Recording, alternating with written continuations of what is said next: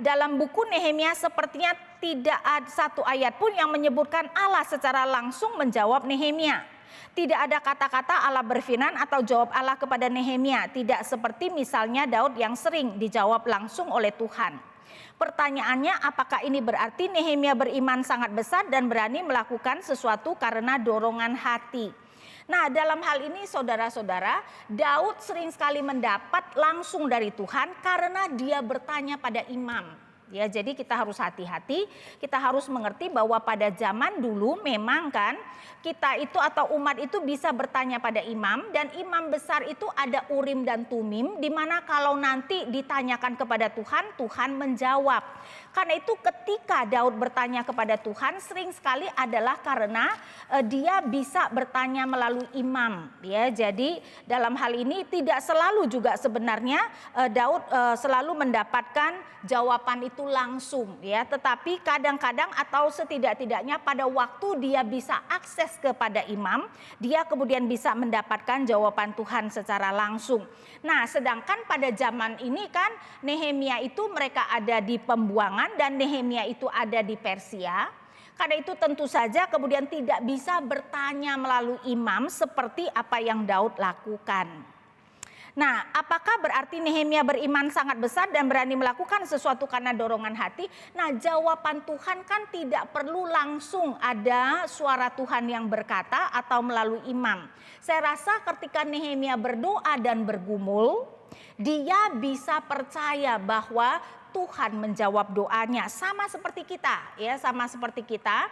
Kita itu bisa merasakan Tuhan menjawab doa kita melalui firman yang kita baca, misalnya melalui apa yang terjadi di sekitar kita, ya. Sehingga saya rasa itu yang kemudian terjadi pada Nehemia.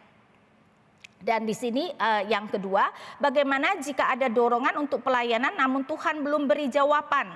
Bagaimana mengetahui beban itu sungguh ada sehingga kita berani dan bukan nekat? Nah, dalam hal ini pertama-tama atau sering sekali dikatakan kita perlu menilai, misalnya ya, pertama-tama lihat apakah yang kita ingin lakukan itu sesuai dengan firman Tuhan. Jangan-jangan nanti misalnya kamu menganggap punya beban untuk jadi gerbong narkoba. Nah, itu pasti bukan dari Tuhan, ya. Sehingga pertama-tama adalah kita harus melihat bahwa itu adalah sesuatu yang sesuai dengan firman Tuhan atau yang pastinya tidak melanggar firman Tuhan. Hal kedua yang perlu kita lakukan adalah melihat beban tadi, saudara. Beban itu terutama ketika itu adalah sesuatu yang sebenarnya secara natural tidak mau kita lakukan, kemungkinan besar itu adalah dari Tuhan. Ya, kebanyakan orang misalnya ketika dipanggil untuk menjadi hamba Tuhan sebenarnya tidak pengen untuk menjadi hamba Tuhan. Tapi beban itu yang Tuhan berikan dan kita bisa lebih yakin ketika beban yang diberikan kepada Tuhan itu bukan sesuatu yang secara natural kita inginkan. Kalau itu adalah secara natural apa yang kita inginkan, nah itu yang harus kita lebih kritis ya di dalam membacanya. Siapa tahu itu adalah keinginan kita dan bukan beban dari Tuhan. Kemudian hal ketiga yang perlu kita lihat adalah pintu yang Tuhan buka atau tutup.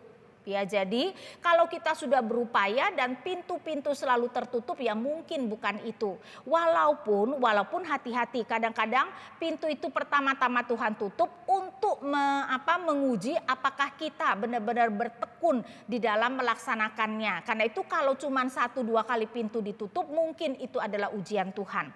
Tapi kalau terus-terusan ditutup ya mungkin memang sudah waktunya kita tidak boleh mengotot untuk melakukan itu. Atau lihat pintu mana yang kemudian Tuhan buka ya, sehingga ketika 3 hal itu sudah sejalan kemungkinan sekali itu adalah apa yang Tuhan ingin kita lakukan.